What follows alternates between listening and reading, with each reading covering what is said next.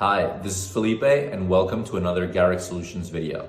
So today we're going to talk about 3 things to avoid when using Chatgpt. So this has been an amazing tool, as you all know, that's revolutionizing the way we think, the way we organize our thoughts, the way we organize, potential opportunities, not only in business, but in professional life, or just opinions in general about how we go about the world. So we wanted to touch base on just 3 important things that you should think about when using this tool. So the first of all is to always be skeptical.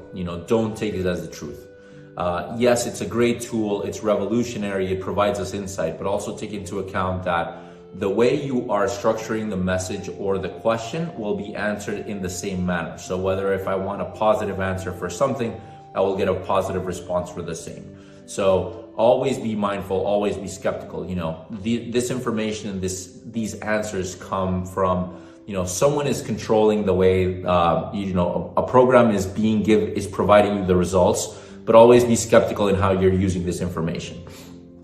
Number 2 in things that you should avoid is plagiarism. So with copyright and information, just really be very sensitive as to how, don't take these words as your own, but rather use this information and this results or feedback as a building block of how do I build how do I build my own opinion? Don't take it for granted and just run with it. Just think, is this the right approach? Am I missing something? Is there something else that I'm overlooking? And then the third one is that always cross-validate the information. Always check with your peers, with people in your company, people in your organization. Does this make sense? Is it rational? Always fact check it.